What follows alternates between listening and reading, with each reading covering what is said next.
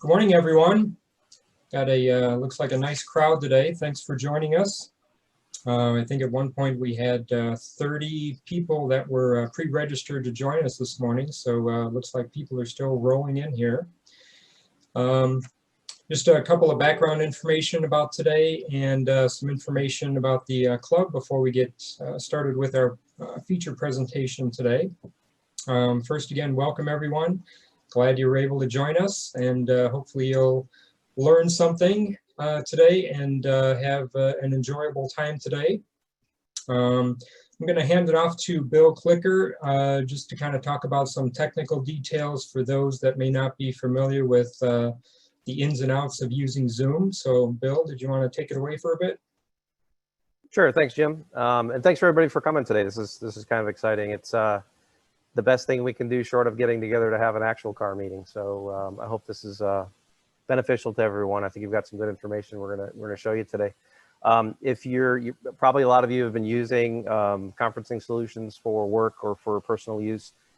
This is no different. We're using Zoom today, and I'll be admitting people as they pop into the meeting, so I'll be a little distracted doing that. But what we're doing also is as I allow them people into the meeting, I'm muting your microphones. So if you at any point you have a question or you want to say something, just using the controls at the bottom of your screen, you can unmute yourself. I'm just trying to avoid any background noise from interrupting the meeting. Likewise, the video, your video may be on or off. It's your choice if you want to show it or not. We'd all love to see you, but feel free to disable the camera if you like. If you are new to Zoom or haven't used it extensively, one thing you might want to pay attention to, you should see the active speaker present on your screen. We're going to have a presentation we're going to share at some point as well. If you prefer a larger view of a speaker, or if there are interruptions, you can always hover over the speaker. For example, I'm looking at Mike's right now, since he's going to be the main speaker today. You'll see three little dots. If you click on those, there's a pin option. Pin will force that video to be one of the prominent videos on your screen. There's lots of different ways to set up Zoom, so I can't really comment exactly how you have your setup, but by default, you should be able to see whoever is speaking actively. A couple other things I wanted to point out: at the bottom of the screen, there's also a chat. That's a real good option if you have a question. You don't want to interrupt the meeting necessarily, but you have a question that you'd like addressed. Please drop a note in the chat down there. Jim and I will be monitoring that, and we can interject as well. If you would rather not speak in the meeting, that's cool. Just post your question or comment there, and we'll relay that to Mike as he's going through his presentation. So hope you enjoy the presentation today. If you have any issues, you can also chat at the bottom of the screen, and we'll try and address those as they come up as well. Go ahead, Jim. You can continue on and introduce our guest speaker today. All right, excellent. Thank you, Bill. Appreciate your input on that. Again, if you're comfortable with it, please feel free to turn on your video. Ask you to mute yourself just to eliminate the issue of any background noises. If you are on screen, just make sure to frame the camera correctly so that we're looking at you, if that's your choice. And again, if you have any questions, feel free to use the chat feature, and we will have those questions addressed. Think about your background. If you do have your camera on, you want to make sure you have the right light so that we're not just looking at the background of your living room window versus trying to see yourself. And then think about your actions if your camera is on, that we are watching you. So if you're you're flossing your teeth, we're going to see that. So. Let's see, upcoming NIFE activities. Everyone should have just received over the past few days their latest issue of Fiero Focus magazine. In that, you'll see the full review of our next event, which is coming up on January 16th of 2021. Wanted to just make mention that that is going to be a Zoom online club meeting. And we're going to talk about what we're calling micro projects. This is going to be part 1 of 2 in this series. It's going to be small projects that you can work on during the winter time We're going to have several of our board members speaking at this meeting. We have Mike Croyer, who's going to talk about a blacktop racing stealth rear wing stands and how he installed those on his Fiero. We're going to have Mark Soldner talk about some LED interior lighting that he installed on his Fiero to make the gauge panel a lot brighter and easier to read. We're going to talk with Bill Clicker, who actually took some sandpaper to his GT taillights in terms of how he refinished those. And then I'll also do a presentation on repainting the dashboard gauge needles. So I did that to brighten up the kind of the yellowish look of the sun-faded gauge needles and kind of restore those back to a close to original color. So join us on January 16th. Again, that'll be another Zoom meeting. We are planning to do Zoom meetings for the entire club meeting season. So that'll be starting today through at least April of next year. We figured that's a lot easier to plan these out and get everything organized via Zoom versus trying to wait for libraries to open up, or who knows what's going to be happening over the next few months as we're all dealing with the closures and pandemics and such as that. So figured it was a lot easier to handle and kind of prepare ourselves to have Zoom online meetings. New business. Always keep your eye on FieroFocus.com, our club's website, for the latest news about our club. Be sure to check it out. And also wanted to make mention of our key sponsors, our 2020 key sponsors, which helped us put on Fiero Day 2020, which took place back in September. And those key sponsors include the Fiero Store, V8 Archie, Woody Buick GMC in Naperville, Mr. Mike's Leathers, Apple Graphics in Batavia, Illinois, and also Bonterre Solutions, our club members Bonnie and Terry Larson, who do a lot of merchandising and advertising products. Also wanted to make mention of the Antique Automobile Club of America. It is the largest antique car club in the world, which welcomes the Fiero with open arms. Dues are only $40 per year, which includes 6 issues of their color magazine, Antique Automobile. And the Midwest Fiero Clubs is a regional chapter of the Antique Automobile Club, and N.I.F.E. is part of the Midwest Fiero Clubs organization. So if you'd like to get information about the Antique Automobile Club, visit aaca.org for more details. Again, if any club members have any questions, feel free to use the chat feature and we will get those questions addressed. Moving into membership and merchandise. Membership update, we currently stand with about 358 members with renewals coming in at a steady pace. Again, we are in renewal time, so from now through December 31st, we are honoring new renewal of memberships at $20 versus new memberships are at $25, so you can save yourself $5 if you get your renewals in. You can either renew online or feel free to use the membership application that was included with your November-December Fiero Focus. Members in 50 states. We're pretty close to getting all 50 states again this year. We actually missed it by 1 state in 2019.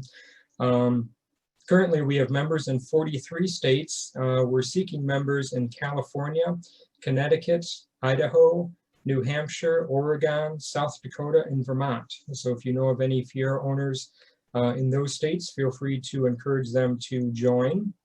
And we'll see how close we can get to having members in 50 states again. Also wanted to mention that we have brought back our NIFE club jackets for purchase. Order forms are available in the latest issue of Fiero Focus or on our website located at FieroFocus.com. We're gathering orders now and would need to have your order submitted no later than January 2nd of next year. Once we have all of the orders gathered, then we will go ahead and get the order placed. If we proceed with an order for this year, there is going to be a minimum of 4 jackets. So we're looking for 4 members to see if there is interest in these. And if we do place an order, then we will be looking at delivery probably late January or February of next year. So if you're interested in ordering a club jacket, feel free to take a look at the flyer that was in Fiero Focus. And just in time for the online holiday shopping, consider purchasing merchandise at the NIFE store. We currently have our NIFE appreciation sale going on, which is today and tomorrow. We're offering 10% off of all club merchandise. That does not include membership renewals, but all club merchandise is now marked down 10%. So consider going to FieroFocus.com and click on the store tab after the meeting today and take a look at all the merchandise that we have online for your purchase. So today, today's topic is going to be my Fiero customizations with our club member Mike Schmidt. We met Mike probably a little over a year ago. I think he came first time to Fiero in 2019, and we've seen a lot of changes in the past year, and we thought it would be apropos to have Mike tell us about his Fiero and all the work that he's done to it over the past year. So Mike, I will hand the baton to you. Thanks, Jim. Good morning. Good morning, everybody. Hope this is turns out to be a good video. So a little nervous, so bear with me. So here, we're out in the garage here. So here's my car. I know some of you people have seen it at different various car shows and whatnot. I've always been a Pontiac guy. You know, I've had, let's see, I think my first Pontiac was an '84 Recaro Trans Am that a friend of mine had, you know, rebuilt the suspension and lowered it, and it had a roller cam 327. And I think that's really what got me hooked on horsepower and just, you know, low handling cars. And ironically, that one was white also, which kind of really, you know, when I started looking at Fieros, it really, like, I'm like, I got to have a white one, you know. But this project has, you know, it's been going since bought it late June of last year. So Fiero was the first car show I took it to, and I think at that time I had the chin spoiler on and, you know, the stereo system in it, and you know, I think my wheels were painted black also. But we have a whole slideshow we'll go through, and I'll show kind of every little, you know, detail we've done in there. But this is just kind of a quick walk around to just kind of give you a, you know, a live video of the car, some of the things I've done to it, the interior. You know, there's a sound system. See my lovely assistant over here. It's my daughter, Kate. Hey, Kate, could you just lift the seat forward for me? Just give you kind of a shot of the, so like on this side, you know, I've got the amplifier, you know, in there, and a capacitor kind of, you know, stores power for the subwoofer. And I really wasn't looking for like a thumping car stereo. I just wanted something that I could hear full range of sound. And then I'll show you the subwoofer on the other side.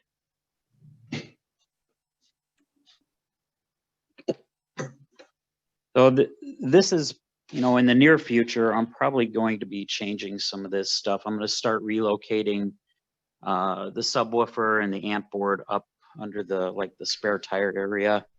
Now I reached out to Archie for the relocation battery kit. So just a few little things I'll be doing going forward, along with this little project over here. So I recently picked up it's a 2003 Bonneville, the SSEI. So obviously it's the supercharged 3800. And I've been doing a lot of research. I've been talking to different people You know, most of the names you've probably heard of, you know, Terrell Smith, Steve-O over at Garage Lists, and, you know, Austin H has a YouTube channel, and then Mark over at Lost Not Forgotten. A lot of these guys I've gotten a lot of information from, you know, just doing research on the future build and the conversion, and, you know, Fiero Raj, I've gotten my mounts from him on. But yeah, so this is it. This is the money pit. You know, and we'll just if you guys got any questions, I am more than happy to answer, and, you know, get you links and suppliers, anything I could do to help if anybody's interested in doing, you know, any of the mods that I've done to my car. But we got a whole slideshow to go through with, you know, just step by step, you know, photos I've taken along the way. So Mike, if I may, one of the features that really catches my eye is the lower ground effects that you have. Yeah. I mean, that Yep. just is really, really sharp. Thank you. So, you know, when I first started looking just at, you know, pictures online, you know, I saw some cars that had custom rocker panels that kind of flared out a little bit, and I really liked how it flowed with the body, and it kind of gave it that, you know, that like GT kind of race car look. But I couldn't find anything, so I just started researching just to see what kind of flares were out there and available.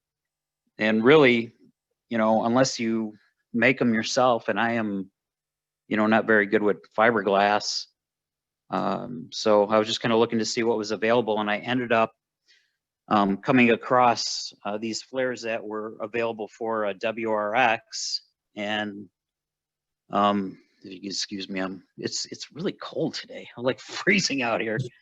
Anyways, I basically I purchased these, and I had to do like a lot of remolding with a heat gun, cutting with a Dremel, just to get them to fit, you know, especially on this front one.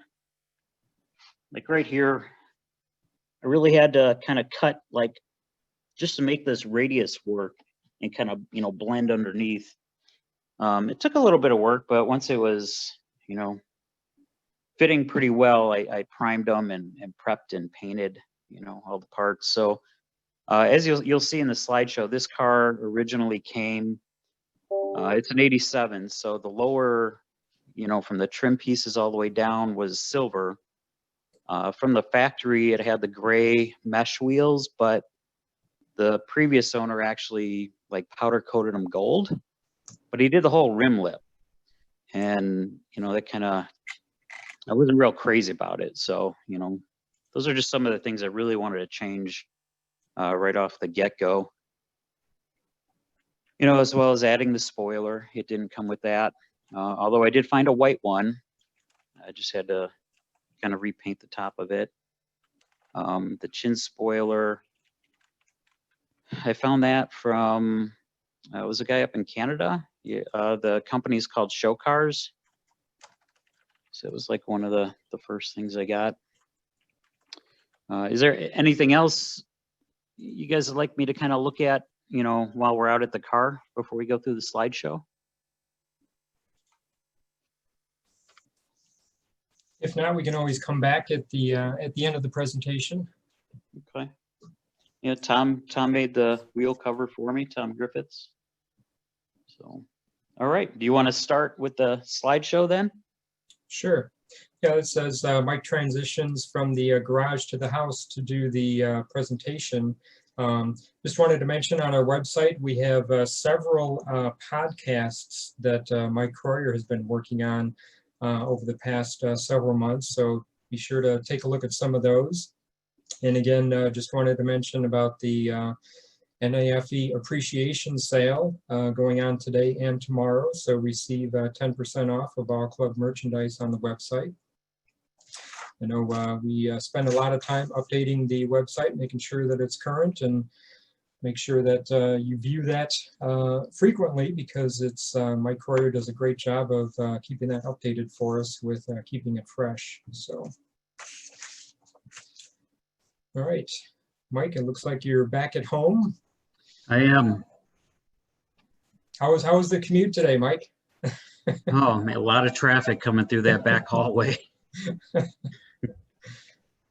All right, so this was probably like the same day I brought the car home. Maybe the second day I kind of washed it, cleaned it up. But this is essentially what my GT looked like, and you know, it's stock, no wing, you know, no special parts or anything like that, and it was cool, you know, for sure. I really just kind of wanted to customize it to, you know, things that I like and kind of the vision I had for the car.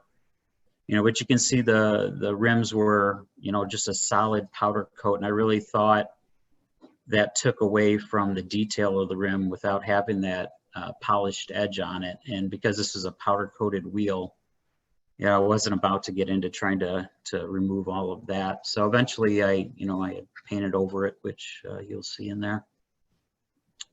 Next slide, please. And this was the interior. It was, you know, gray.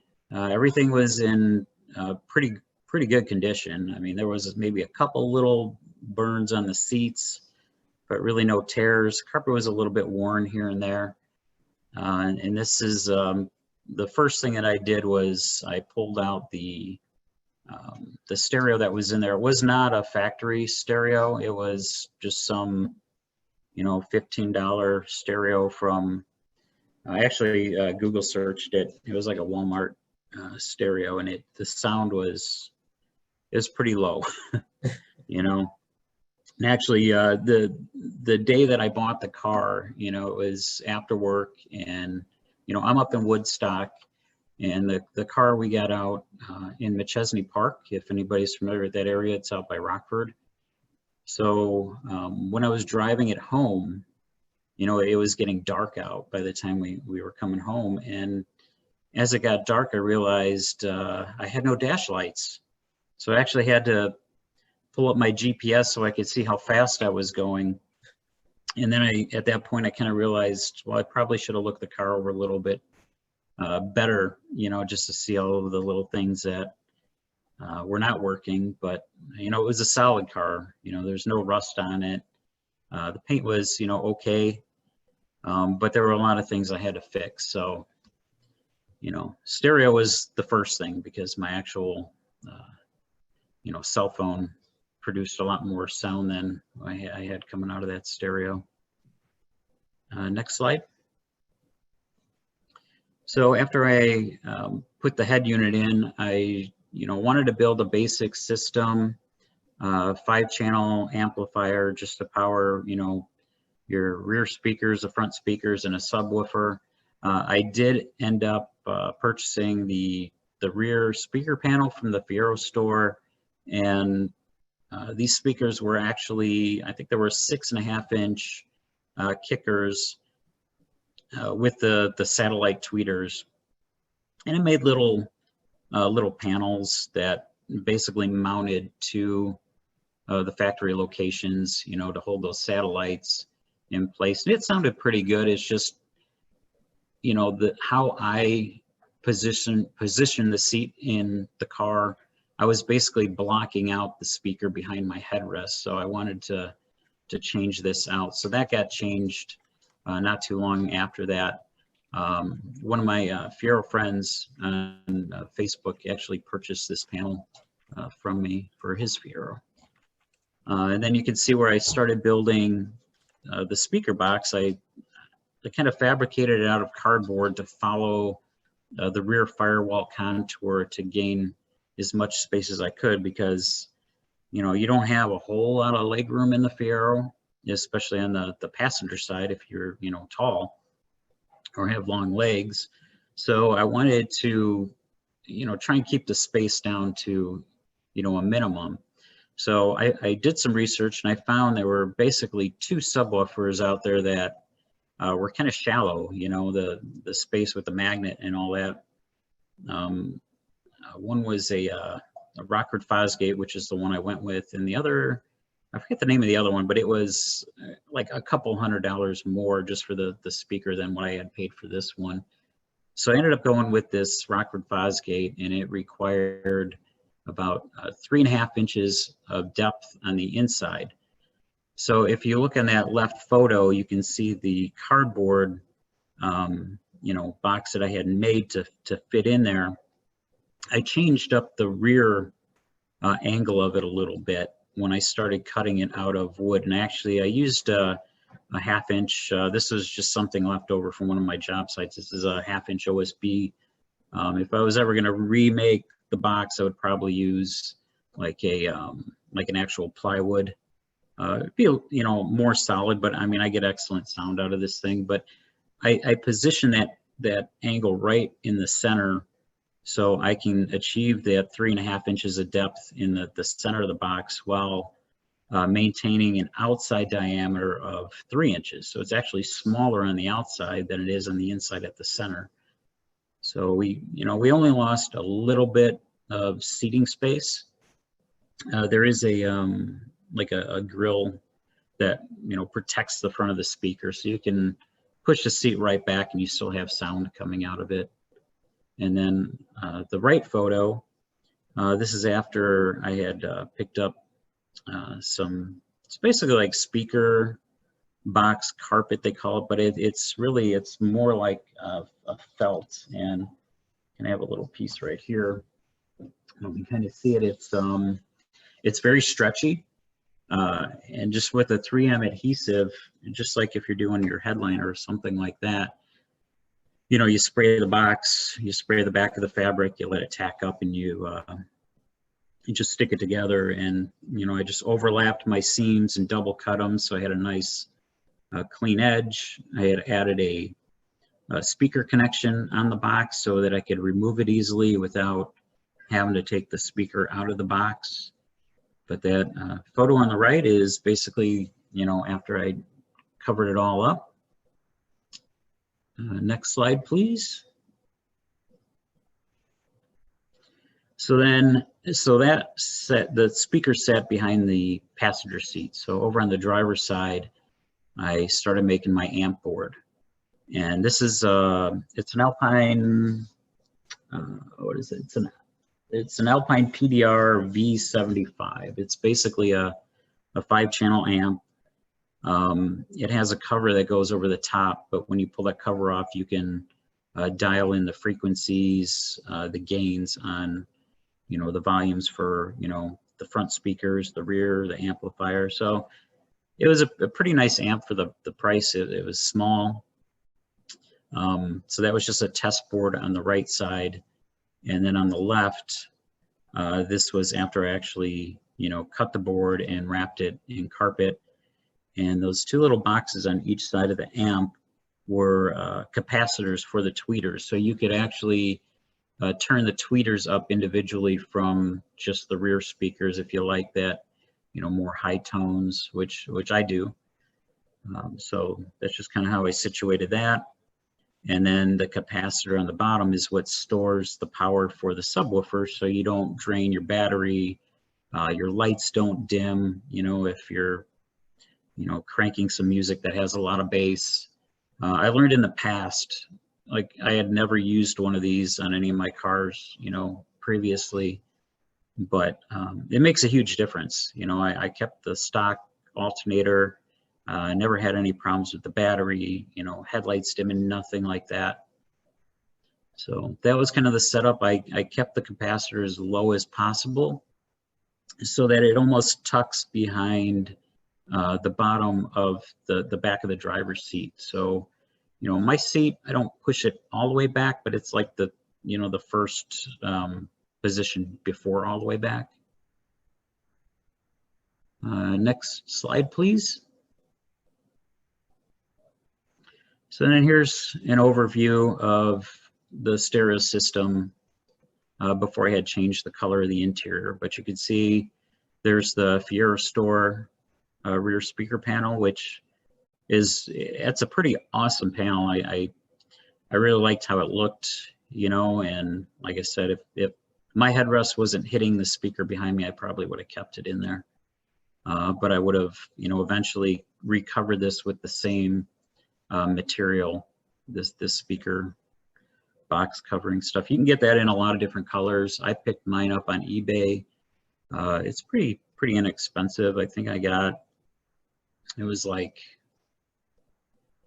man, I think it was 4 feet wide by like 8 feet long. And, you know, it was like maybe 30 bucks or something like that. But yep, so that's the view from the top. Next slide. So when it came to the front speakers, I had originally just put in these kickers, but then I realized later down the road that the backs of, or I should say the bottoms of the speakers are just wide open to like the footwell space or the underside of the dash, you know, and, you know, just any speaker enclosure that you see is usually boxed in to get the true sound of the speaker. So I had, I've always purchased a lot of audio parts from a company called Crutchfield. If any of you guys are familiar with them, they do home audio, car stereo, they have a lot of stuff. And I found these baffles, and it's a very thin, like pliable styrofoam, and you can cut it to fit. So what I did was I kind of set it down into the dash and realized it was a little too deep, so I had to cut the bottom off, and then basically moved the bottom of that cut off, dropped it down on the inside like you see in the center photo, and just siliconed it all together with like a clear RTV. And then once that was dry, I set it in place and kind of trimmed it all to fit to follow the actual speaker grill opening in the dash. And then the photo on the right, that's the speaker sitting in the actual baffle. And you can see how deep it is. I want to say it was like 4.5 inches or something like that. But it made a huge difference on the sound. I ended up going with the kicker speakers all around. They're, you know, it's a budget line. You know, it's better than like a stock speaker. It's certainly not, you know, audio competition quality, but the sound system is, you know, it sounds really good. Next slide, please. So here is the speaker. If you look at the top left photo, that's with the baffle set in place. I poked a little hole through it, pulled the wire through. I had my connectors for the speaker already on there, and then just siliconed the hole, and then dropped the speaker in and screwed it down. And the actual speaker grills, I found this material also on eBay, and it was, you know, like most of your dash grills, you know, they were blue, you know, when I got the car. And, you know, I found this material on eBay, and it kind of had a little bit of a netted backing on it. So it was an actual speaker grill material. But when I attached it to the actual cover, I cut out like a little piece of a, it was like an envelope. You can kind of see it back there. It was kind of like silver and pink. It was one of my daughter's N.I.F.E packages that she gets all the time. But I basically covered up the area that the sound actually comes through, so I didn't get any adhesive on that or that part of the fabric itself, so it didn't, you know, block any of the sound coming through. So it was a little tedious trying to get it to stick to the back, but, you know, once you push them in place, you know, they held pretty well. So the right speaker there is a picture of the grill in place. That photo was taken later after I had already, you know, dyed the dash and all that, but we'll come across those slides in here. Next slide, please. So when I pulled the Fiero store speaker panel out, which you see kind of like on the right, and that's the covered grill, and because I did the rears also. The photo on the left, this is the actual speaker that I put in place of those, and it's a a factory size 4x6 kicker. And what I did was I used it's like a white little kind of thin, very soft weather strip that went in between the actual mounting plate and the panel itself, just so I could get a real good seal. One problem I did encounter with the grills is, you know, these things are kind of pressed through and then melted from the backside. So, you know, if you're going to replace them, it's easiest to just pull that whole panel out, and you can use like a heat gun to try and melt them back in place, because it's been a little tricky trying to keep them up there.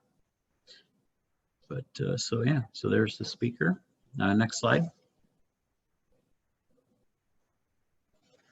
So after I had the stereo system in, you know, we had music, so that was good. I could drown out my exhaust manifold leak. You know, I have a gasket leak on the back of the engine, which I always thought was on the front. And unfortunately, when I started working on that, I found that one of the studs were busted off, like somebody had tried to fix it before. So as you know, many of you know that have, you know, worked on these motors, trying to get to any of those without dropping the whole cradle is nearly impossible. And I didn't want to create more of a headache, so I left it alone. But we had the system in. And one of the first things I did was I painted the side mirrors. This is all personal preference, you know. I felt the mirrors should match the car. So there's a store, is an automotive paint store. I mean, they're all over the place, but I went to one out in Arlington Heights and had them, you know, just pull up the paint code and had them mix up. I think I got a quart of paint, you know, and I did a base coat, clear coat. So, you know, I did the mirrors on the car. I had actually, you know, rolled down the windows, plastic off the door, and right around to that little, oops, sorry, what did I do? That little plastic weather strip there. You know, sanded them, used an automotive primer, wet sanded that, base coat, 2 coats, wet sanded it, and then clear coat, and wet sanded and buffed it out. So they turn out pretty smooth. When Bill and I were talking the other day, you know, he had asked, you know, where did you learn to do all this stuff? Well, my dad had actually did a lot of automotive painting, and, you know, I learned a couple tips from him, but I don't have a spray gun or anything like that. So because there are small areas, I actually used, this thing is called a Prevail. So it's basically a little aerosol sprayer, and you can mix up your paint and just, you know, you fill it in the jar as needed. There's a pickup with a strainer. I strained all my paint as I mixed it, and then also pouring it into the jar, and then just use this to shoot it. And for small projects, they work really good. I used to paint houses for a living. I used to do wall murals and stuff like that. And that's kind of where I learned about these little aerosol things. But, you know, from, you know, being a car enthusiast, I just kind of transfer that over. And for me, it works. Eventually, I will repaint the whole car. I'll pull off all of the panels that I can, and I'll actually have to get a real sprayer, you know. But for little projects, that works pretty good. Next slide, please. So this was the first body part that I received. I shouldn't say the first body part I ordered, because I had ordered a set of rear quarter panels from Ted Wilson. If you're on Pennox, he goes by the name Sage, and he had told me right away, he goes, you know, it's gonna, excuse me, he's like, it's gonna be a while before I can get them to you, you know, probably 3 months. I said, no problem, I'll wait. So while I was waiting for those, I picked up this chin spoiler. I found this on eBay, and I think you can still find them on there if you just search, you know, chin spoiler Fiero. The seller's name was Show Cars Rob, but if you do a Google search of Show Cars, Canada, it'll take you right to their website, and they do all kinds of fiberglass parts. Shipping is a little expensive because it does come from Canada, you know. But in the top left photo, you can see how I mounted this. I wasn't sure on the exact way to attach it. I just wanted to make sure I didn't rip this thing off if I hit a curb, because I had, you know, planned on lowering the car a little bit. So these are all stainless steel bolts, nuts with washers and lock washers. I want to say I think there were 1/4-inch bolts, 1/4 by like 1 1/4. And I had just like kind of lined up the corners. I used some 2x4s and shims to hold it in place, and just reached under there, drilled a hole. And once I got a couple done, I used those bolts to hold it in place. And then I just started working my way around the spoiler, or the chin spoiler. So before I had actually mounted it, I did a lot of the prep. You know, I sanded it down, I primed it. And then once it was on the car, I started, you know, fill in little imperfections. Like in that center photo, you can see there was like a gouge in it. You know, there were a couple little spots. I mean, it was okay. Like I said, I'm not a fiberglass guy, so I was just kind of learning this, you know, as I was going. I've done a little body work in the past, but I am by no means an actual body guy. So the right picture is after it was installed and painted. So, you know, there's like a ridge body line that comes down the center of the hood and the nose on the Fiero. And what I did was I built up some fiberglass material at that same location. Yep. At the center of that chin to kind of follow that body line down. So it gave it a little bit of a point. I think, you know, if I keep this chin spoiler, because there are a couple other cool front ends that I like the ones that are open all the way down. If you guys know Larry Churcho, I see him on Facebook or Instagram, but he's got one that's kind of open all the way down. I kind of like that style too, but if I keep this, I'm actually gonna fill in the body line between the chin spoiler and the factory front end. Next slide, please.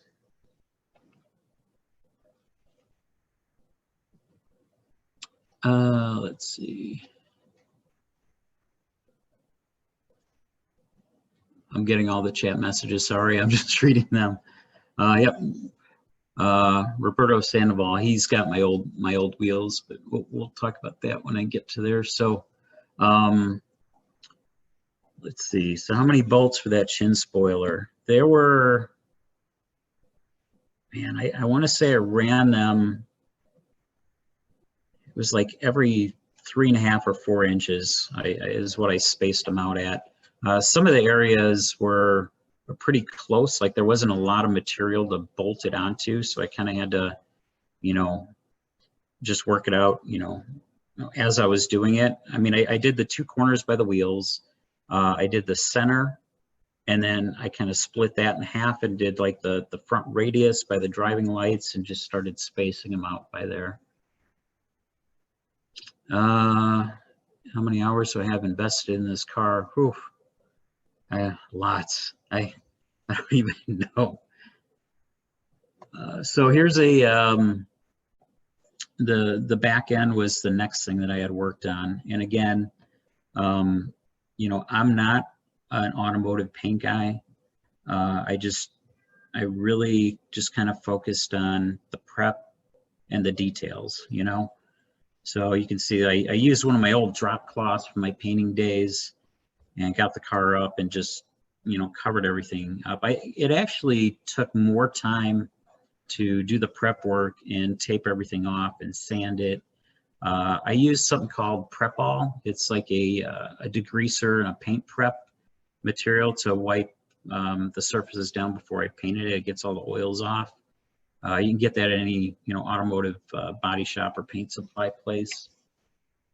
So same thing, the rear bumper I didn't prime, I actually just painted it in, you know, base coat, clear coat. And the right picture, you can see how it looks after it was done. And, you know, like to me, I really like the monochromatic look. I think had the car had the you know, the factory colored wheels on there, the gray or even silver, I probably would have felt differently about it. But I thought the gold with the silver and the white, to me, was personally was just, you know, I wanted to go all white. Next slide, please. So I found a couple spoilers. The first spoiler I bought online was a used one, but you know, the inside was all busted apart. And I know there's repair kits and grommets you can use. I really didn't want to deal with it. So I returned that one and I found another one that was actually already painted white. But one of the mounting studs was stripped out. So I mixed up some epoxy resin and just popped it back in place. Now, once I got it on the car, I actually repainted the top of it because it had some scuffs on the corners, and I'm not very good at blending paint touch-ups, so I just redid the whole thing. Next slide. So this is probably one of the most, you know, things that I get questioned on social media is, you know, what are those things on the side of your car? Where did you get those?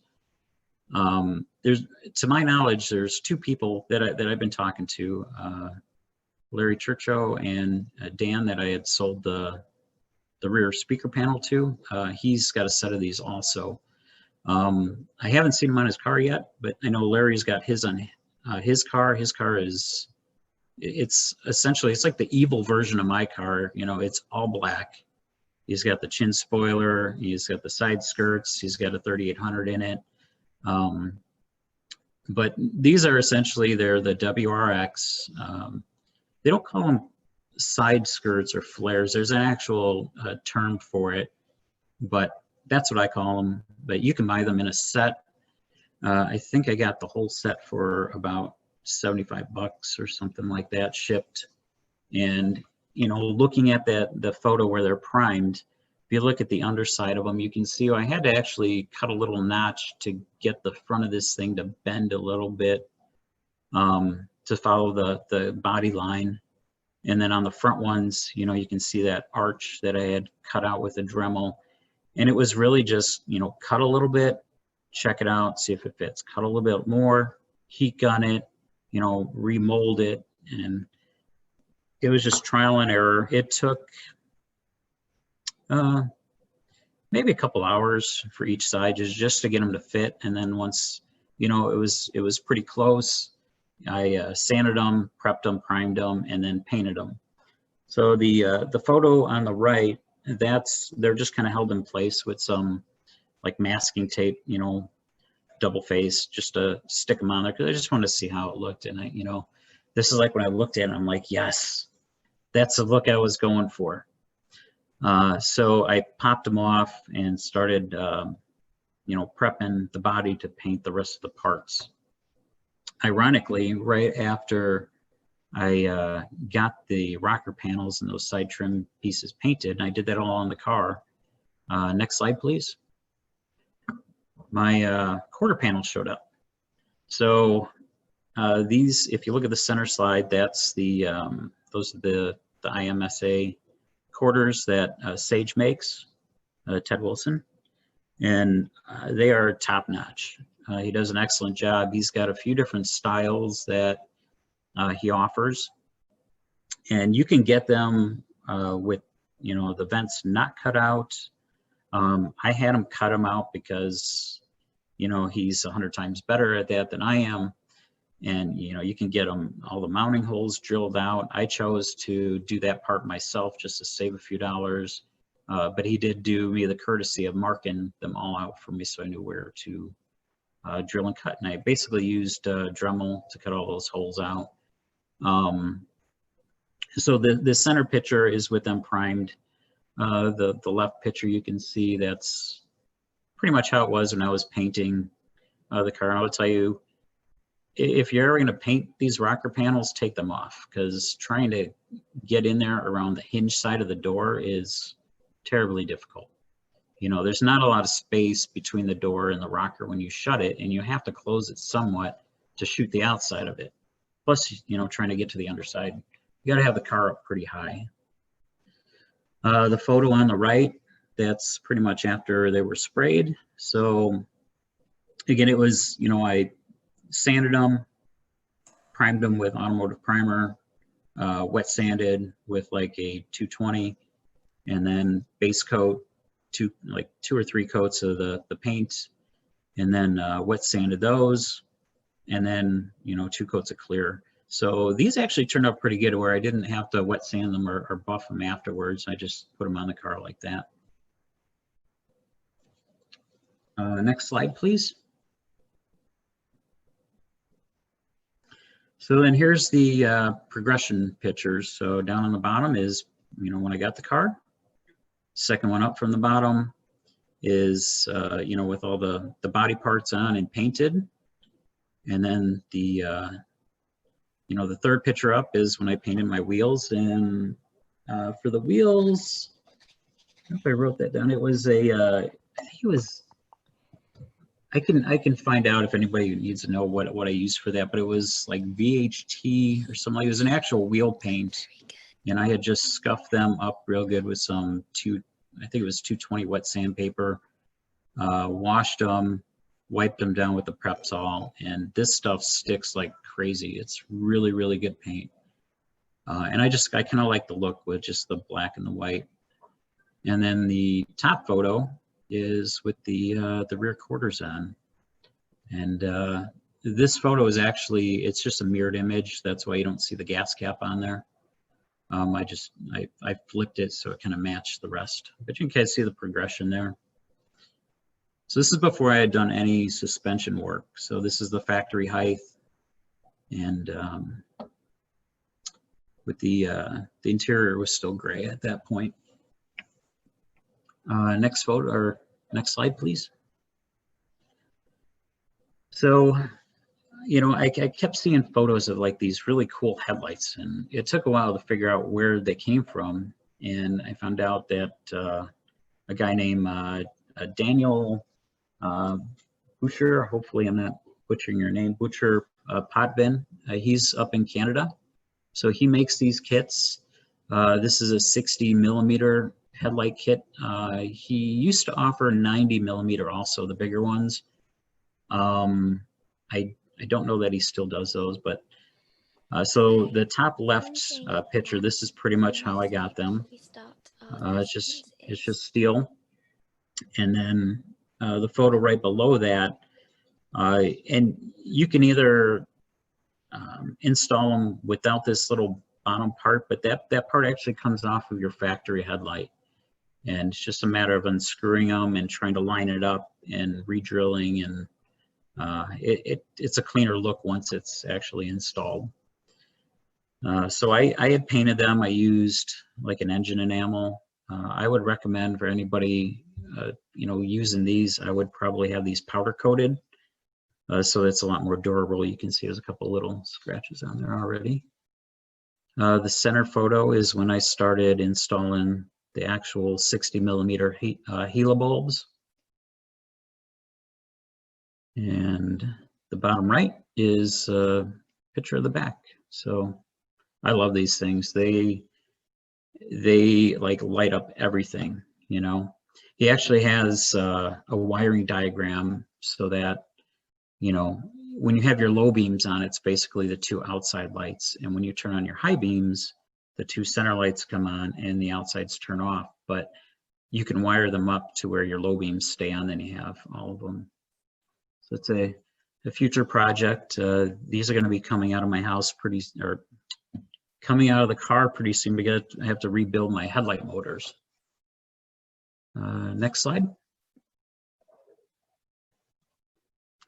So at one of our NIFE meetings, Ray had he had a bunch of these blacktop racing driving lights, and I'm like, well, I know about blacktop racing because I had been just searching the web for, you know, everything, and just, you know, learning a bunch of stuff about the Fiero.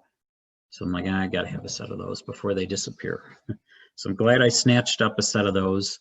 I installed a switchback LED light bulb. So essentially, while you're driving, if you look in the right picture, they're white. but when you go to turn on your turn signal, you know, the white light turns off, and then you have the amber light, which I believe is required by law. So this was probably towards the end of the season. You can see I've got like the body panels on, you know, wheels are painted.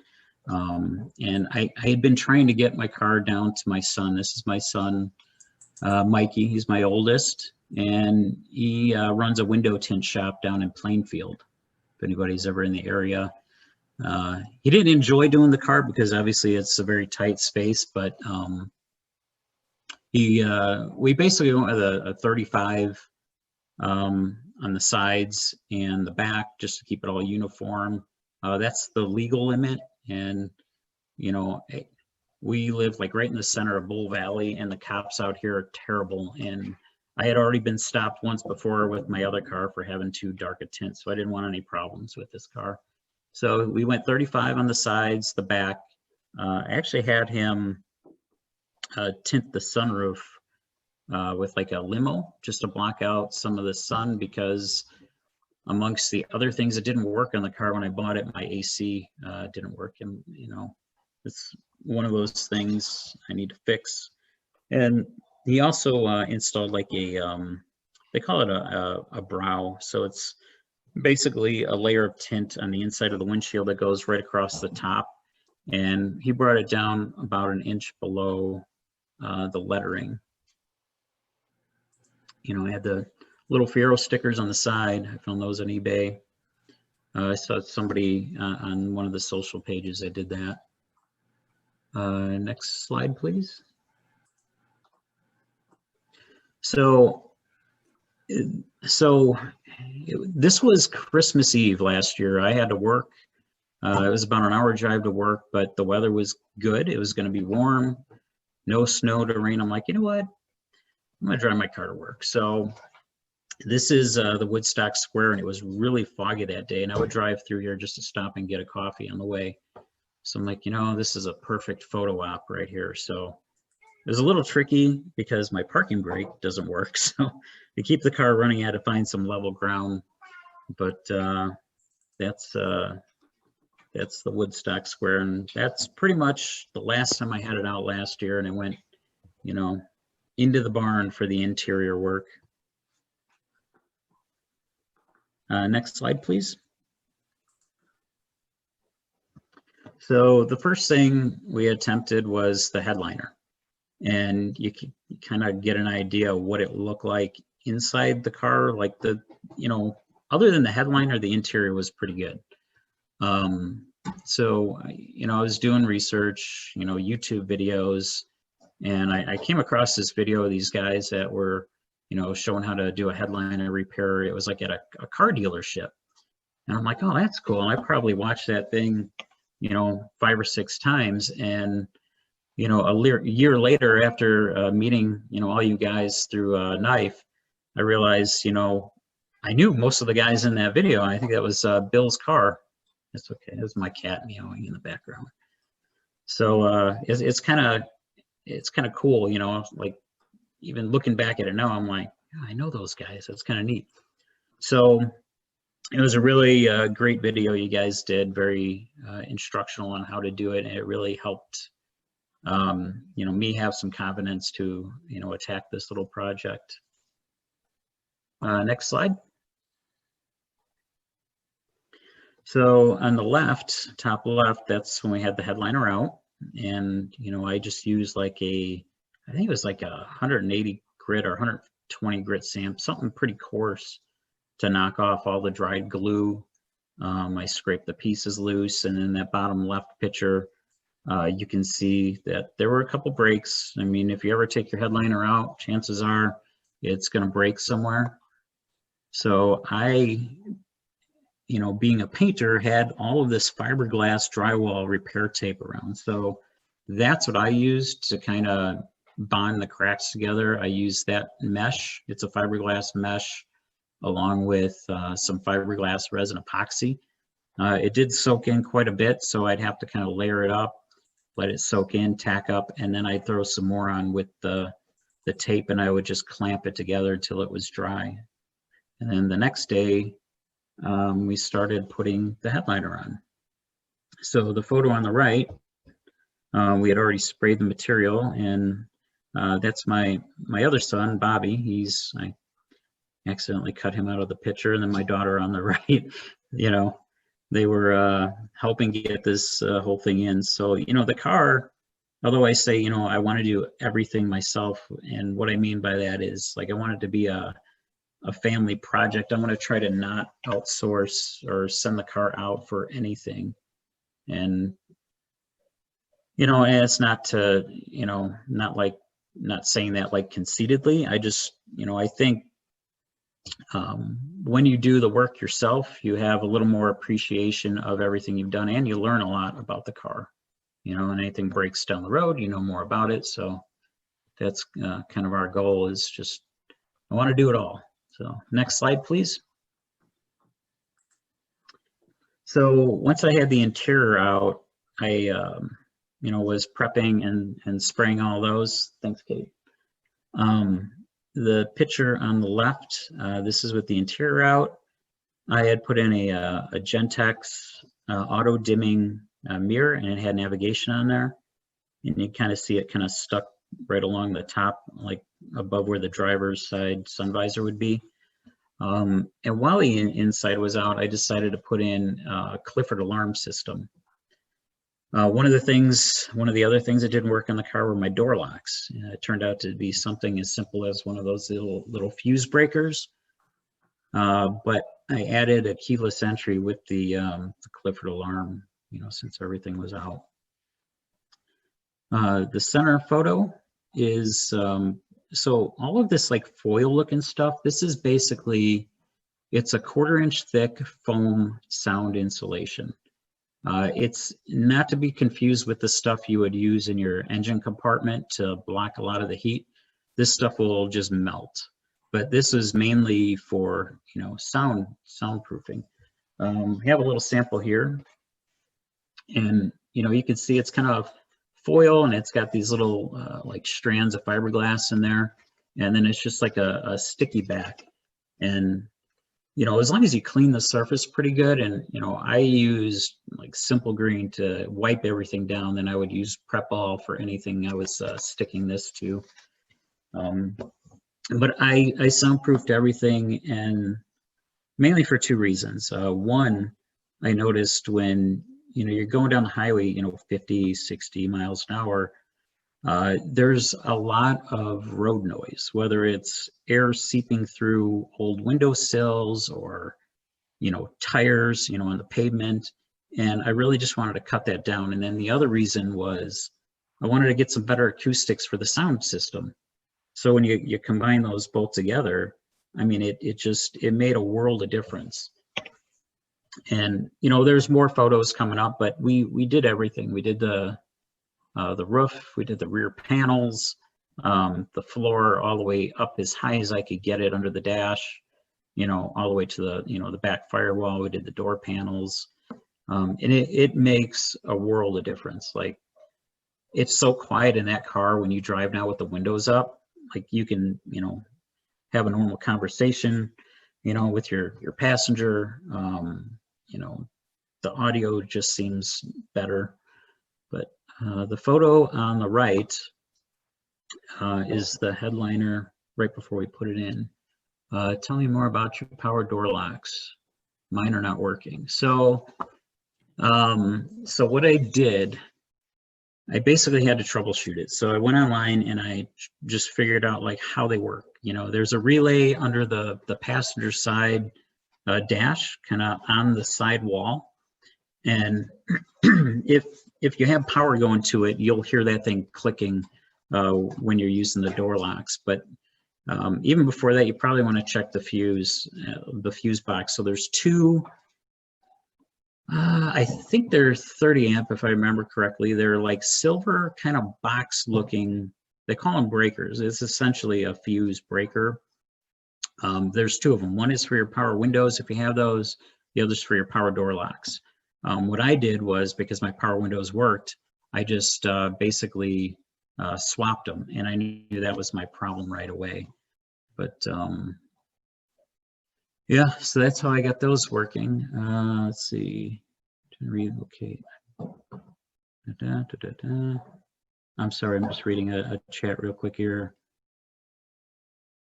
Looking for storage space. Yeah, you wouldn't want to store your car in my barn because there's mice out there. So yeah, so the photo on the right, that's the headliner going back in. And Bill and I had a good chuckle the other night. We were talking about this. If you have a sunroof and you're redoing your headliner, make sure when you're laying that material onto the headliner fiberglass, push it down in there so there's plenty of slack, because when you go to install it, you have to pull the corners up. And if you don't have enough room, it's not going to reach and you're going to have voids. And that's what happened to me. I had to pull the whole thing out and redo it all over again. And with that fresh glue, that was a real pain to redo. Next slide. So the photo on the left, that's pretty much once you get it all supported in place, you pull the material up and there's like a little rubber seal that kind of pushes into a metal channel and holds it in place. So the edges, the corners, the radiuses, those are the hardest areas to get in. And, you know, one of the reasons it may have been so difficult for me is because I added that 1/4 inch of foam on the, you know, the roof. So when I redid the headliner a second time, we made sure to leave a lot of slack. I trimmed it, you know, just a little bit at a time because I didn't want to overcut it, but we eventually got it in. And then the photo on the right, so that's with the headliner in place. You can see up by the headlight or the overhead dome light switches, there's a little microphone there. So that's something that came with the Alpine stereo. It's got a hands-free, you know, Bluetooth, and the thing works great. People can hear me pretty well when I'm driving, even if I have, you know, the sunroof open or something like that. But it was a good time to run all this stuff while you have all that out.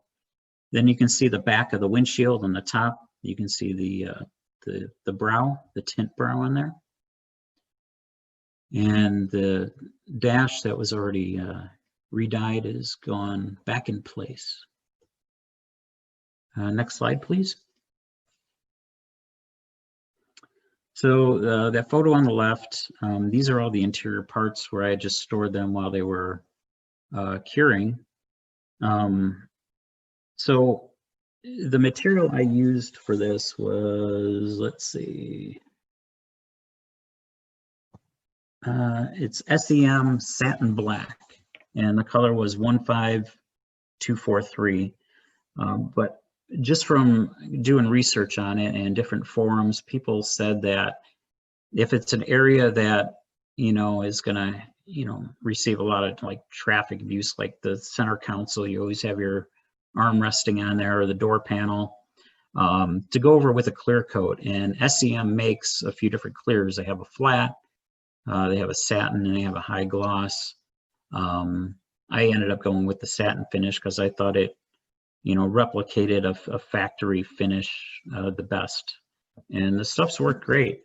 The only area that I really had a problem with was my steering wheel. And I've only done that just because it's like a temporary thing, but there's a guy out there, and for the life of me, I can't remember his name. He's on Instagram, he's on all the Facebook pages. He rewraps steering wheels and shift levers, and just does an amazing job with the threading and the leather. So I'll eventually have that done. So the center picture and the right picture is my wife. She is helping me, you know, put the dash back in. She's putting the vents back together. She's very much into wrenching. So, you know, when timing allows, when, you know, sometimes I'm working on the car before she gets home from work, but she's always out there helping me with it. Next slide. So here's an overhead view on the left of the floor with all the soundproofing in there. You can see, you know, as long as you have a solid surface, you know, it sticks pretty well, it conforms. I actually found an insulating tape that the guys use at work. It matched perfectly. It's foil. It's got like little fiberglass strings in there, and you can cut it with a razor. But I taped all of the seams with that. You can kind of see that in the right photo, just that little seam going up towards the console. And I had rewrapped the back panel with the same material I used for the sub box and the amp board. And then there's the amp board kind of sitting in place. So it was kind of neat to see it like this. It was all coming together. When I had pulled the carpet out, I discovered I had a lot of antifreeze under the passenger side. So I knew right away either the heater core was bad or there was a leak. It turned out to be a leak at where the hose is attached. It was just corrosive and leaking. So I replaced all that while I had it out. I cleaned the floors and basically repainted them and everything while I had this all out. Next slide.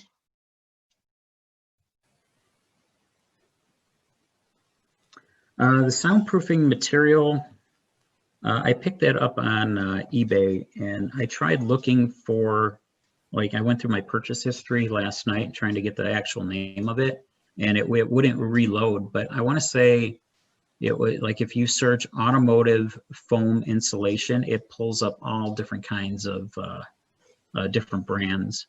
But basically this stuff was 1/4 inch thick. They sell it in, I think the rolls were like 40 inches wide or 36 by 36. So you buy it in 1 square yard. I bought 2 yards at a time. So it was 36 by 72. And then I ended up having to buy 3 orders of that. So that was enough to do everything: the floors, the roof, the back, the door panels. And, at the end I had to kind of piece in a little bit, but that was about enough. Let's see. Roberto, have a good day. Let's see. Were there any areas where soundproofing materials made reinstallation of the parts, trim, etc. difficult? Yeah, mainly the headliner. That was the worst. Just, I think because of the sunroof. Other than that, it all went in pretty good.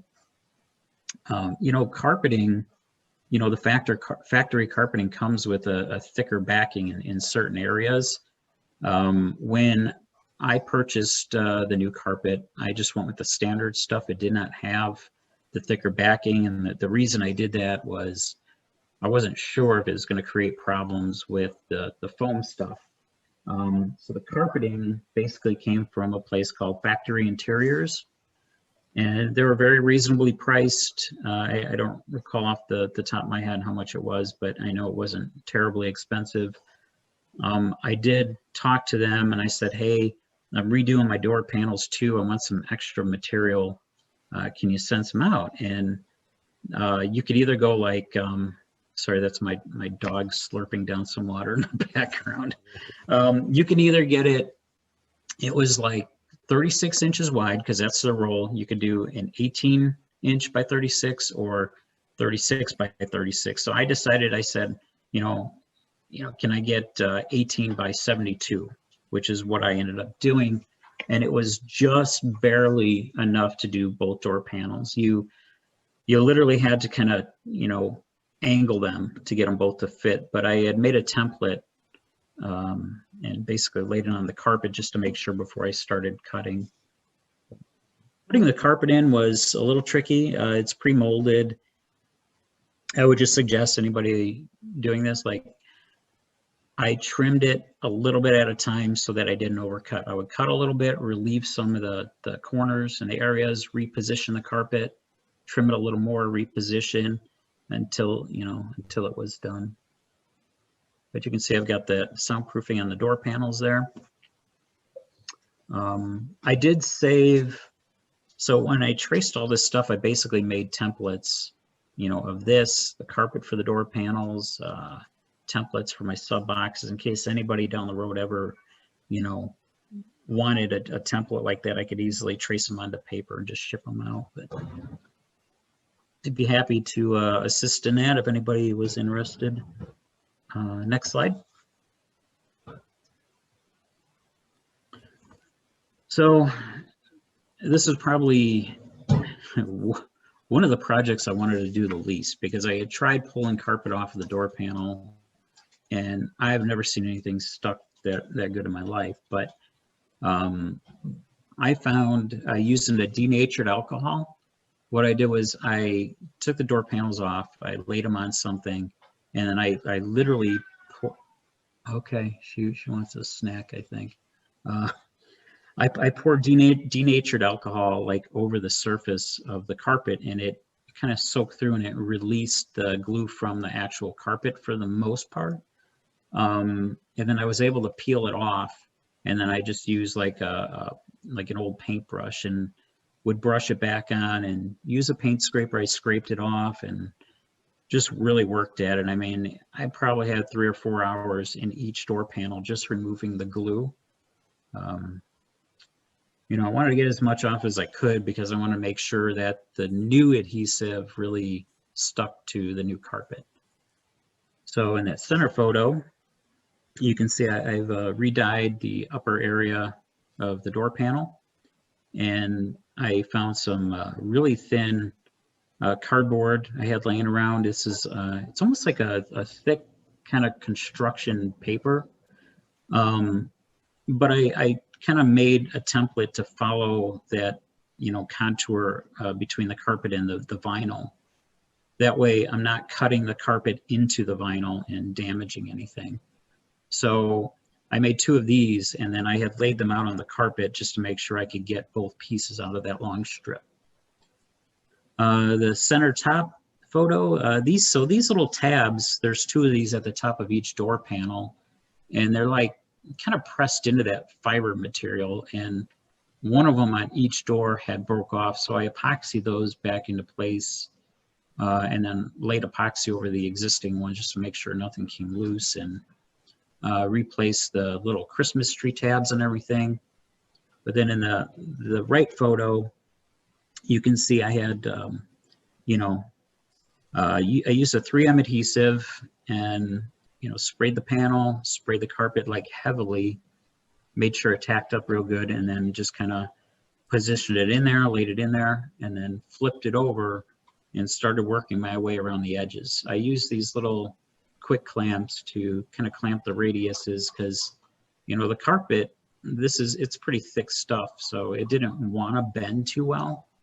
But it stayed in place, and once it was pretty much secured, I just snapped it back onto the door to kind of hold everything in place. Next slide, please. So on the left, that's the door panel in place with the armrest back in. My buddy Larry had given me this little pointer on painting those little Fiero tabs that go right next to your door handle. So basically, I used Tester's paint and a toothpick, because a paintbrush is just too big to get in there. But if you use very small drips of paint right off the tip of the toothpick, it kind of follows the whole channel. And once it was dry, you know, I repeated the process, did it twice, and just use a plastic polish to just go over the surface to clean it up when it was done. It was like a nice little detail, and you know, it followed the little white, you know, lock, unlock buttons on there.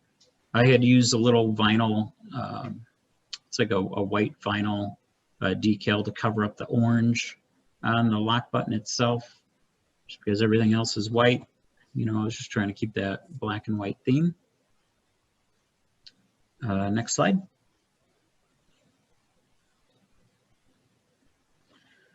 So while I had the stereo out, I wanted to kind of fine tune the sound a little bit. Oh, sorry. Should I speed it up, or is this dragging on too long? No? Okay. So, sorry, hon. So, you know, originally that's just the head unit I had in there, the Alpine, but I added an equalizer to the top. So, you know, in the older days, you know, Alpines, I'm sure some of you remember that, you know, the Alpines used to all be green. So the newer Alpines, all the lights are blue. So I found an EQ and all these little dials, there's like a little light ring right around all of them. They all light up blue, so it matched real good. It was an audio pipe EQ, and the only drawback to this EQ is you couldn't separate the front speaker and rear speaker inputs to the EQ, you know, for a true fading from front to rear. But it sounds pretty good. I found these little carbon overlays on eBay. There is a guy on there, and he offers, like, you can get them in any texture. They have aluminum, brushed aluminum, steel, you know, brushed steel, carbon, raw carbon. This is basically a clear coated carbon, and the factory, or the set that he sends out, it comes out for, like, for the part around the shifter is for an automatic shifter. So I just messaged him and just said, hey, I have a manual. They fit a little bit differently. You know, do you have that? And he gladly sent one out to me. I just paid the shipping. Do you know which pattern that is? So this is the carbon with the clear, as opposed to the raw carbon. It's pretty nice. It stays clean very easily. When I, you know, detail the inside, you know, for car shows or whatever, you know, I just use like a plastic polish over it. You're very welcome. And then on the right, so that's the shifter. While I had the interior out, you know, I pulled the shifter apart and, you know, cleaned all the, you know, it's raw steel, you know, it starts to get a surface rust on there just from moisture. So I cleaned all that off and repainted it all with engine enamel. I used the Rodney Dickman shifter rebuild kit, and then also the Rodney short throw shifter. A little more effort to shift, but shifts are a lot faster. I mean, I love this thing, and I would never go back. I really like this. Next slide. So, and that's the interior together, and that is the only time my dog actually fit in the car was when we had the seat out. But these are the RW upholstery seat covers, and those were Russ Wormuth. So he basically runs RW upholstery, and he does a lot of different things. I was going to do the Mr. Mike's, you know, the reupholstery, actual seat fabrics. It was just, it really came down to a cost thing, and, you know, time really. So these things went in, literally, you pull the seat out. They went in a matter of about 20 minutes each one. The fit was unbelievable. I mean, this is just a top-notch product. If, you know, you're looking for an alternative and you just want covers, these are great. It's got a couple things you can change, you know, like the logo, the color, the embroidery, the center fabric. You can do that all. It's like a faux leather. I kind of wanted to do the fabric down the center. I thought that would have been a little cooler in the summertime, especially considering my AC was not working yet. And then on the right, those are the Lloyd's floor mats. So these guys were, I found this, it was just a supplier on eBay, but pretty much anybody you order Lloyd's floor mats from on eBay, pretty much go directly, you know, from them. And I know they were shut down for about 3 months because of COVID, so I had to wait a little bit for them, but they're really nice.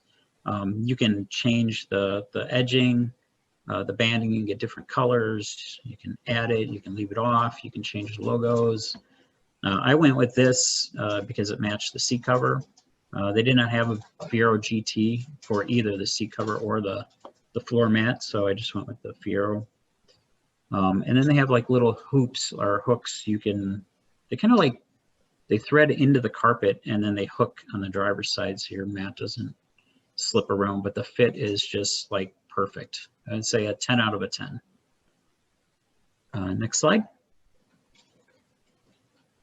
And then this is the sound system all in with the re-dyed interior. Again, just, you know, I think it turned out really nice, a nice clean look. And get the sub on the left, amp on the right. So eventually, and I don't know if it'll happen over this winter because I'm going to be busy with the engine build, but I'm going to move all of this stuff. I'm going to try and build a box to fit under the dash. I know I won't get a 10-inch under there, but I'm going to try and fit an 8-inch. And then the amp board, I'm going to do a battery relocation kit up in the front where the spare tire is at. Next slide. And this is like one of our favorite pics of the interior, just all like just black and clean, you know, and then with the outside of the car all white. It's kind of a nice accent. The cigarette lighter I had changed out. That's actually got a USB port on there. There's actually 2 USBs on there.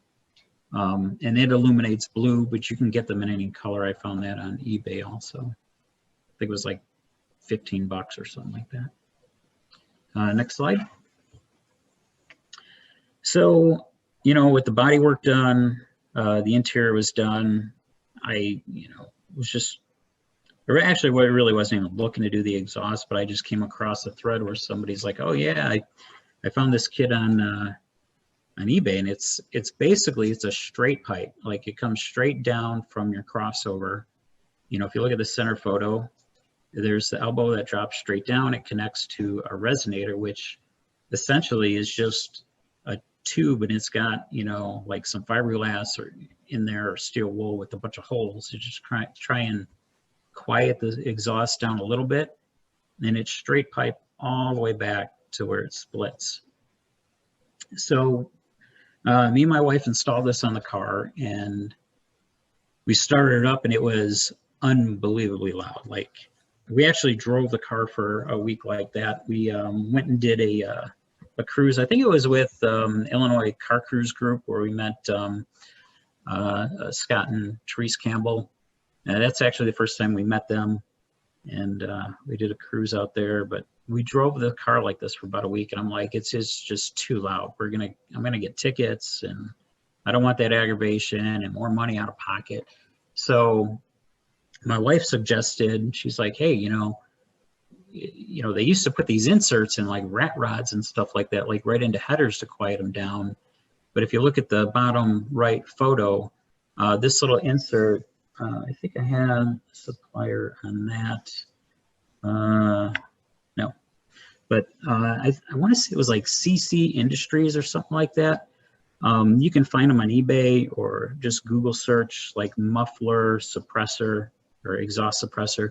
But this basically slides inside the exhaust, and it comes with fiberglass and steel wool. And, you know, you can adjust it to tune it, to quiet it down as much as you want. It just basically kind of breaks up the sound as it's coming through. And it still sounds good. It's not as loud as it was. I noticed a little bit of, you know, horsepower draw a little because, you know, it is a little more restricting. But it's, you know, when I do the new engine, the whole exhaust is going to change anyways, and I'll probably end up just getting rid of this. But I'm going to keep the tips. So I just found these. I kind of liked how they followed the rear bumper of the body line. If you go to the next slide, I think that's yep. You can see on the right photo, you know, they kind of offset, so it really follows the rear bumper pretty well. And then the left picture, that's a photo of me on the left, my wife on the right, just situating the exhaust up in there. It was a really tight fit. Some of the bends, like right around from the oil pan going towards the front of the car, not quite exact like the factory system. So it is like really, really difficult to get it in there without hitting anything.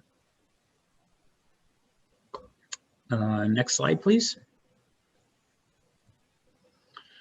So after all that was done, it was finally time for some wheels. And I was actually looking for something that was kind of modernized, but similar to the stock, like a nice black mesh. But I really couldn't find anything that had the correct offset. So I came across these. These are XXR 555s. They're 17 by 8-inch rims. They have a 35mm offset.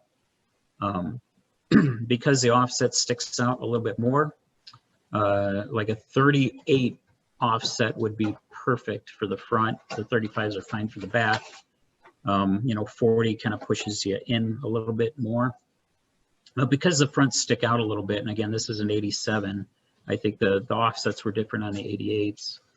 I rolled, or I should say stretched the front tires just a little bit. So with the front tires, I went with a 225/45/17. I did a online wheel calculator, and it was very, very, very close to the factory overall size. So the rotation was all pretty much the same. They're slightly bigger, like not by much, like 3/16 of an inch on the fronts, and the backs were like a 1/4 inch bigger. So the rears were 235/45/17s.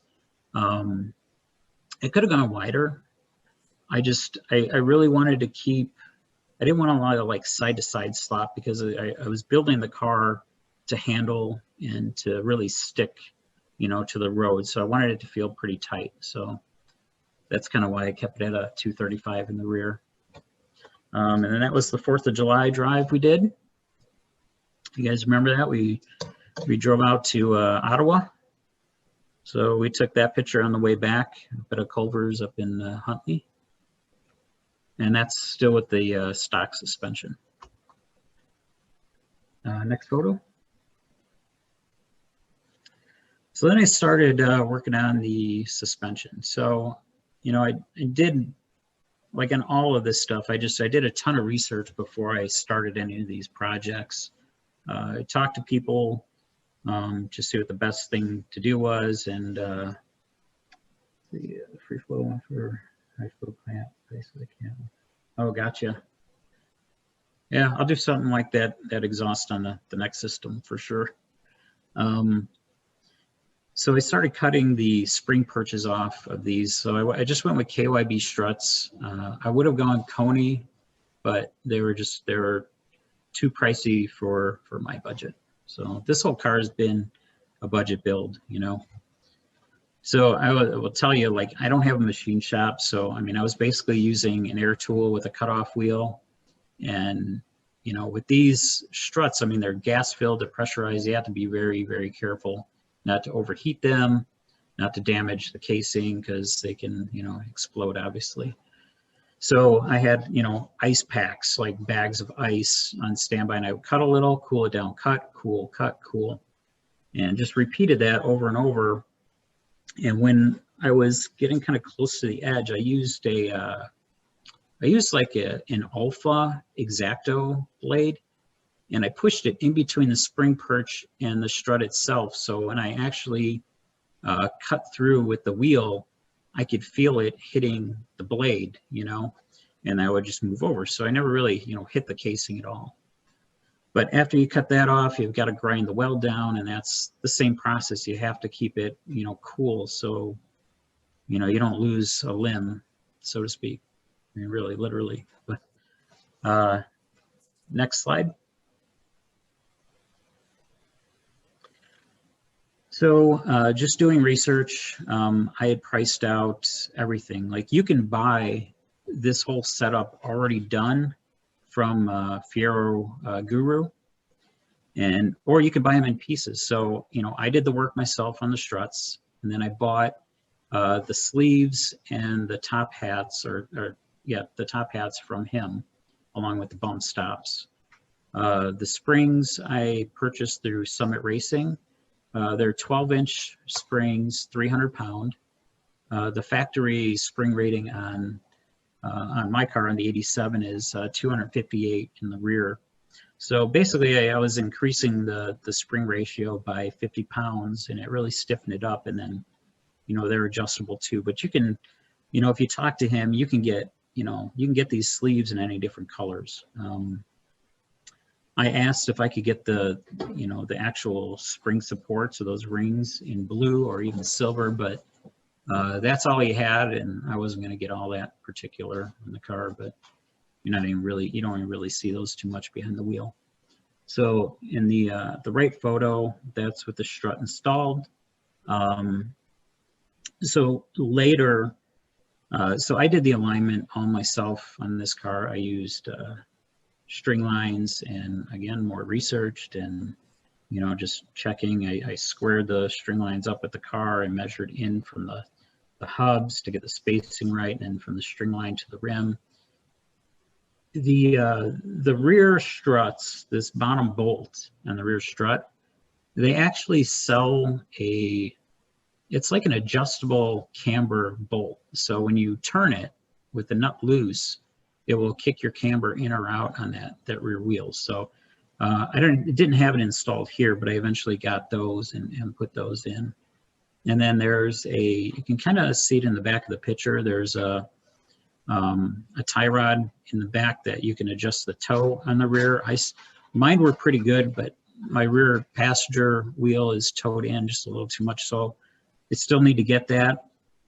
I was going to purchase those through the Fiero store, but they've been out of stock for a while, so I've just kind of been watching for those because I want to replace them just so they're new. Next slide. So when I went to do the front, again, you know, this is an 87. There are a lot more options available for the 88s. You know, I didn't have a whole lot of options for the front springs. I know I could go through West Coast Fiero for 300-pound, 2-inch lowered springs, but, you know, I didn't want to go that stiff in the front. There's not a lot of weight in the front of the car, and I felt if it was too stiff in the front, I would just be bouncing like right off of bumps and stuff. So I increased the rear spring rating by 50 pounds. So I went from, you know, roughly 258 to 300.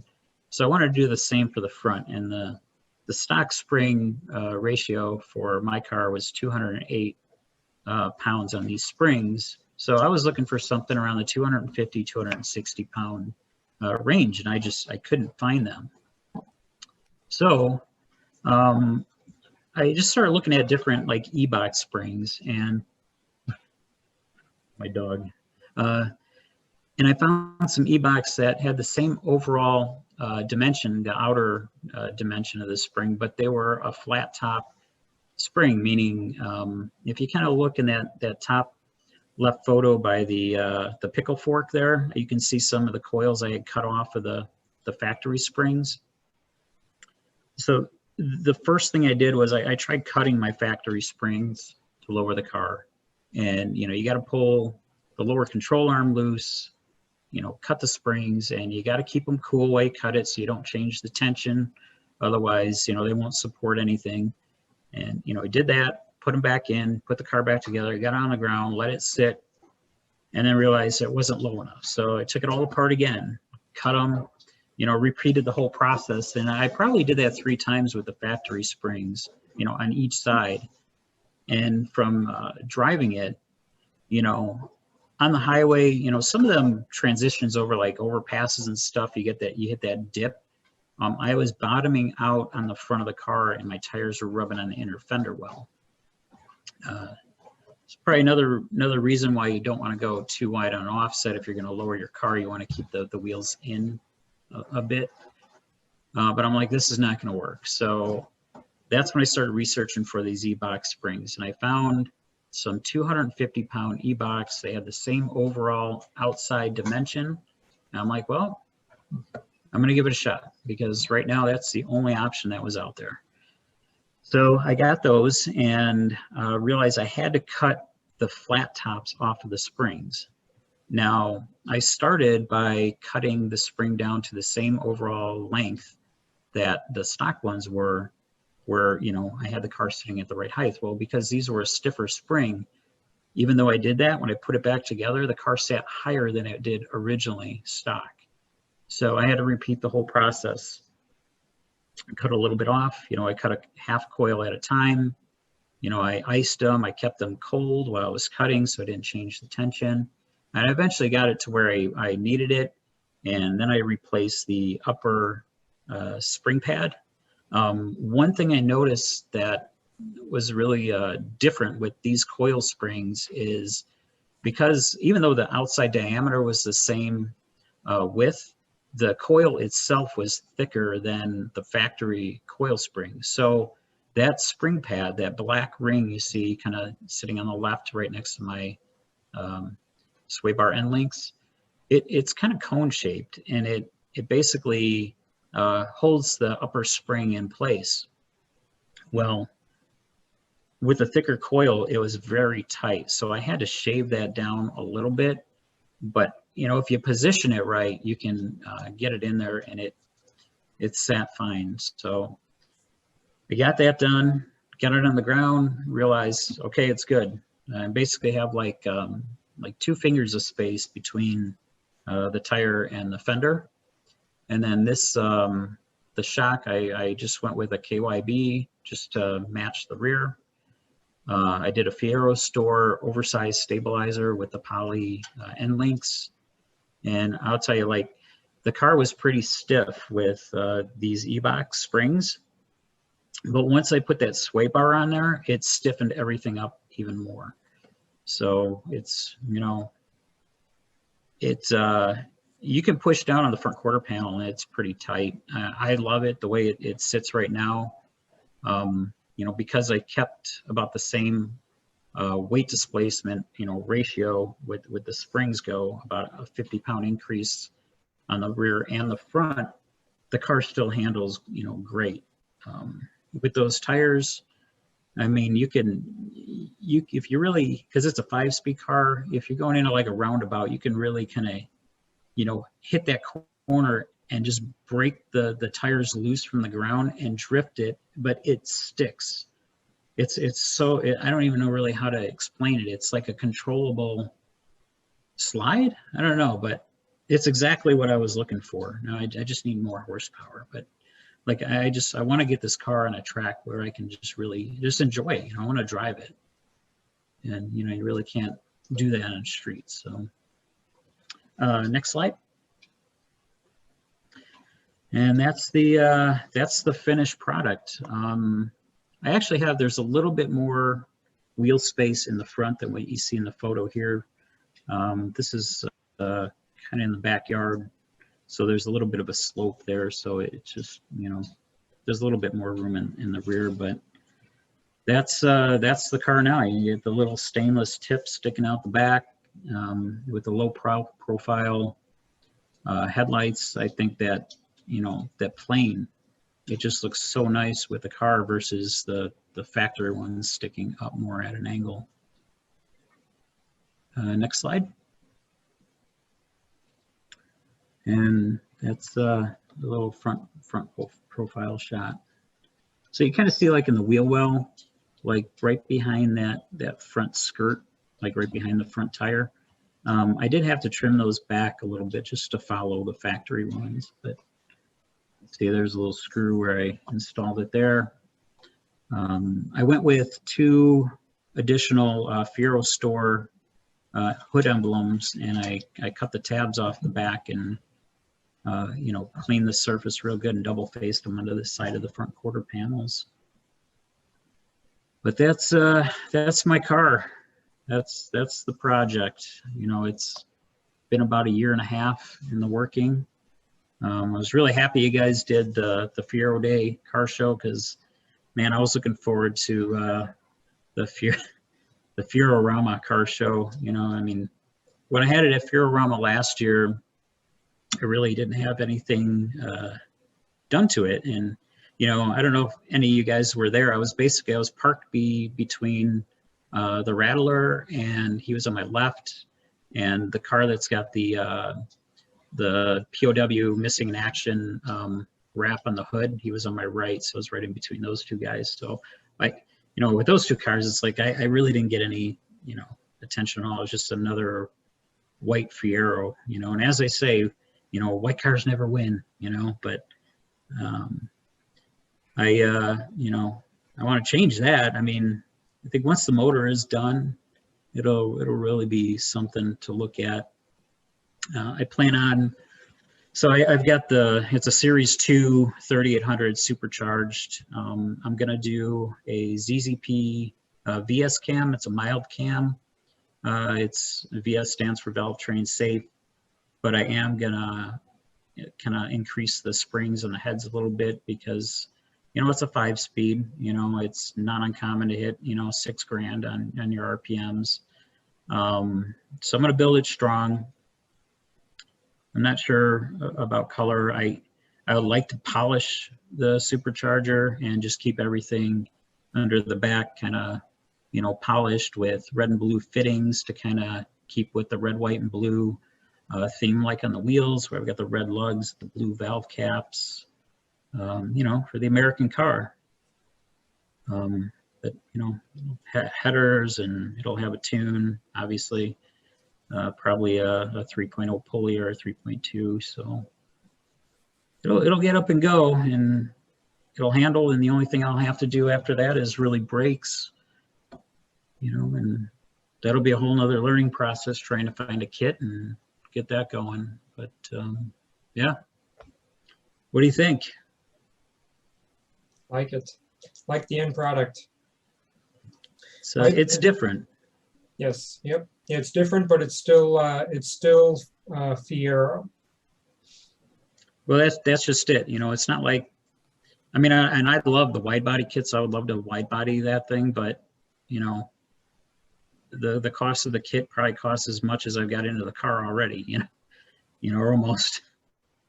But yeah, you know, I just wasn't really sure like how what I was doing to the car would be received by the you know, the Fiero population. You know, as in any car, I mean, a lot of people like to keep them stock in factory. You know, it's just and there's nothing wrong with that. I love stock cars. I just, you know, I had this vision for this car, what I wanted it to do, how I wanted it to drive, and all that, you know. But so yeah, you know, I'm glad people have an interest in it, and you know what I've done to it, because you never know.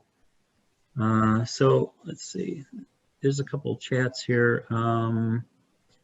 You have a new engine selected. Why not go with the V8 for the ultimate experience? That's a very good question. My wife is very much a car person.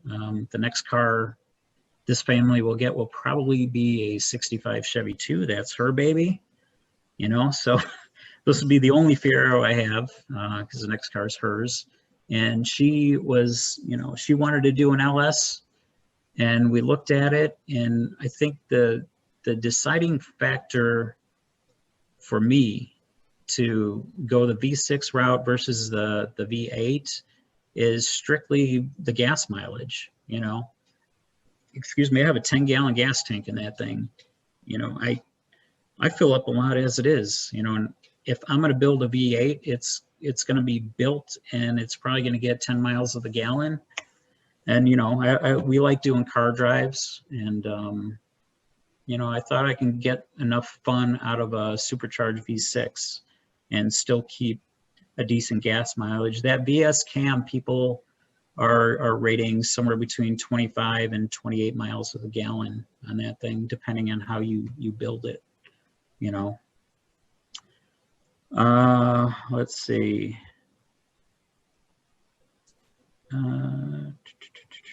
Can you mention the clear front lenses and bulbs you used? Yes, so the clear front lenses, those are BTR Blacktop Racing. Ray may have some more of those left. I'm not sure. When I bought those last year, I think he only had about 8 pairs left. They're out there. The bulb is it's an LED, what they call a switchback. So essentially it's one color until you throw different voltage at it, and then it activates the other color, which is the amber for the turn signal. I did have to get a special turn signal flasher for that because LEDs run on less voltage. When you would hit the turn signal, your bulb wouldn't even recognize that you were doing that. So you have to change your flasher for that. But I got that on eBay. So me and my daughter were kind of researching last night, trying to get a lot of info in case people were asking, but I couldn't find the actual link. You know, when you buy stuff on eBay, if it's been a while, you go to open the link and it says page is not found, you know. So I'm sorry, not sure what the actual brand was for that. Tips and tools for removing dash speaker covers without damaging. Yes, there's a plastic tool set, and there's, you know, they use them for removing door panels. You could just look for like interior, you know, automotive interior removal tools, and they're just like little plastic pry bars, and they don't damage anything. Back in the day, so not to date me, but I'm 51 now. So back when I was younger, you know, I used to work at a stereo shop. I learned how to do window tinting and stereo installs. So I learned a lot of that stuff back then, and just over the years I've installed my own stereo systems and stuff. But yeah, those tools are good to have. I've used them a lot. I've used them on my son's car, you know, working on his stuff. Jeff, thank you for the compliment. I appreciate that. It is definitely a labor of love. Slim 90-degree hook tool under the speaker grill pulling up will prevent damage. Yep, for sure. Thanks, all right. Fred. We wrap it up for today then. Mike, appreciate all your time and effort putting in this presentation on for us. Everything worked out seamlessly, I think. And thanks for sharing all your knowledge with us. Appreciate all that. You're welcome. If anybody, you know, wants any more info, you know, I'm on Facebook. You know, I got a lot of these photos and stuff on Instagram. It's like Mike's World, but the E is a 3. But I think most of you are on Facebook and car shows. But I appreciate it. Thanks for the opportunity. You know, I hope it wasn't overwhelming and too much info. All right, appreciate it, everyone. Thanks for joining us today. Again, our next meeting is scheduled for Saturday, January 16th, where we'll do micro projects part 1. So hopefully you can all join us then.